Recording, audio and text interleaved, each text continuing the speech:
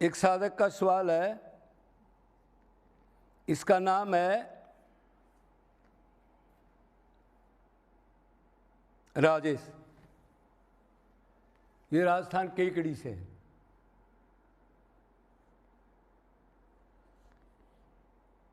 तो इन्होंने पूछा है, महाराज जी, ज्ञानी का क्या सुख होता है, अज्ञानी का क्या सुख होता है? ये सुख बताओ, कौन कौन से सुख ज्ञानी के और कौन कौन से अज्ञानी के सुख हैं?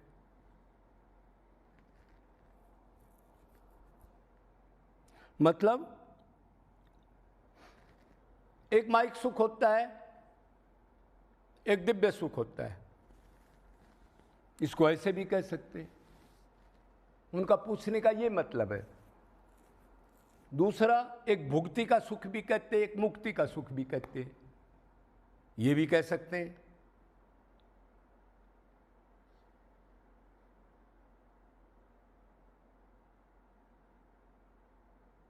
तो अभी हम देखते हैं माइक सुख को। पहले माइक सुख का मतलब होता है ब्रह्मलोक तक का सुख, जहां तक माया है। भाई 14 भवन है, 14 लोक है, फिर 3 लोक बताए, उनके 14 के 3 बना दिए। कौन कौन से लोक है? मृतलोक, पाताल लोक, स्वर्ग लोक।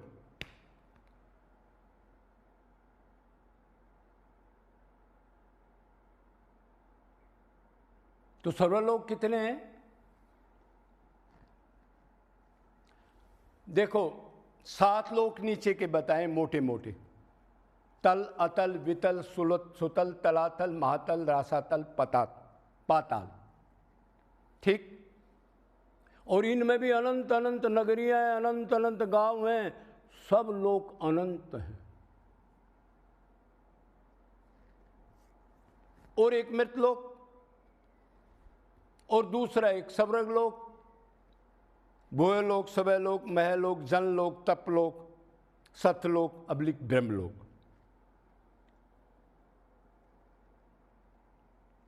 तो अभी हम लेते हैं माइक सुख को। तो माइक सुख कै प्रकार के होते हैं? हाँ भाई, 3 प्रकार के। क्या क्या?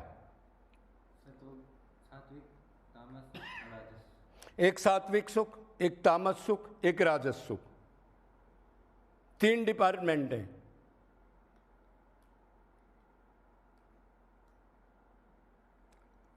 तो सात्विक सुख क्या है? स्वर्गलोक का सुख। तो स्वर्गलोक का सुख अच्छा है क्या? ज्ञानी की नजरों में अच्छा नहीं।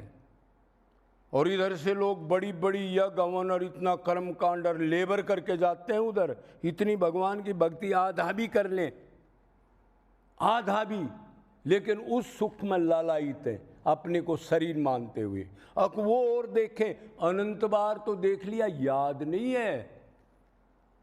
और ये दशा देखो, अनंत बार स्वर्ग जाने के बाद किस दशा में बैठे हैं। और नीचे की दशा देख लो, पसीने जेर अंडे में पक्षी, जरायु जंडल सब, कितने 84 लाख के प्राणी हैं। भोग के आगे क्या मिला? नश्वर। अब दूसरा सुख लो, राजस सुख। राजस सुख होता है सबसे बड़ा सुख, पृथ्वी लोक का राजा, एक छत्रधारी, स्वस्थ, उसी के हाथ में कमांड, सब राजकुमार रानियां निरंतर, कोई दुश्मन ना हो, ये सुख। ये मृत लोक का सुख है। ये क्या है? नश्वर है, सदा है? ये भी नश्वर। अरे नश्वर तो ये तो शरीर ही नश्वर है। जब शरीर ही रोगी पड़ा है और आपको 2 करोड़ की गाड़ी में या कोई 5 करोड़ के बेड पर लुटा दे और 50 रोग लगे हों, तो क्या होगा आपकी दशा? जिस सुख के लिए दिन रात मर रहे हो, जूते चप्पल खा रहे हो, 20-20 फ्लैट बना रहे हो और 10-10 गोली खा रहे हो और लंगड़ा रहे हो, अरे इतना ज्ञान क्यों? और तीसरा सुख तामस सुख, मतलब एक राक्षसों का सुख, एक मृतलोक के मनुष्यों का सुख और एक स्वर्ग का सुख। इसको ऐसे भी कह सकते हैं। तो राक्षसों का सुख क्या है? मांस मदिरा, पाप करना, शास्त्र को तो जानते हैं, उनके विरुद्ध कर्म करना। तो आप कहोगे उसमें भी सुख होता है, मांस मदिरा में भी? हाँ, उसमें तो बहुत बड़ा सुख मानते हैं वो। होता नहीं, होता तो कहीं भी नहीं, लेकिन आप अपने उसमें लगे हैं। वो आपको राम राम में इतना सुख नहीं मिलेगा जिसको शराबी को और जिसको जुए वाले को और ये मांस खाने में मिलेगा। सब कुछ बेच देगा एक शराबी, लीलाम कर देगा, परिवार वालों को भी बेच देगा। क्या समझते हो उस सुख को आप? अज्ञान के सुख ये बताए गए हैं। इसलिए पहले कहा एक अज्ञान के सुख कौन है, ज्ञान का सुख कौन है। तो मतलब तीनों नश्वर, कोई थोड़ी लिमिट के, और उसी से भोग टाइम पे ही दुख मिलने लग जाता है। आप कहोगे कैसे जी? आप बहुत भूखे हो? हाँ जी, हाँ जी, भूखे हैं। लड्डू खाओगे? अरे जल्दी लाओ, कुछ भी लाओ, लड्डू तो बहुत बढ़िया चीज है, चलो खाओ। हाँ जी, सुख मिल रहा है क्या? कितना मिल रहा है? 100%। दूसरा, अब 80% हो गया। देखो, भोग अवस्था में ही दुख पैदा हो गया, मतलब सुख खत्म होने लग गया। फिर तीसरा लड्डू खाया, कैसा मिल रहा है? 60%। चौथा खाया 40%, पांचवा खाया 20%, डाउन हो गया। अभी खाया नहीं है पूरा खाना, वो सुख भोगा नहीं है। इसको किसका सुख कहते हैं?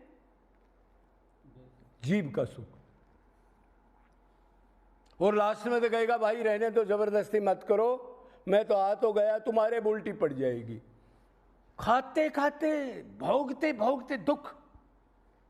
सोच के देखो, पेट भरते भरते वो सुख खत्म हो गया। लेकिन एक बीमारी और है, 6 घंटे बाद फिर लगेगी वो। तो चलो ये हो गया। अब क्लियर हो गया, अब ये क्लियर हो गया कि ये अज्ञानी के सुख हैं, वो ज्ञानी नहीं है। ज्ञानी हो तो ऐसा सुख चाहता जो सदा रहे, कभी कम ना हो और फिर फटीक ना करनी पड़े उसके लिए। अब एक सुख और है जिसको कहते हैं मुक्ति का सुख, केवल्य मुक्ति, सायुज्य मुक्ति, एकत्व मुक्ति।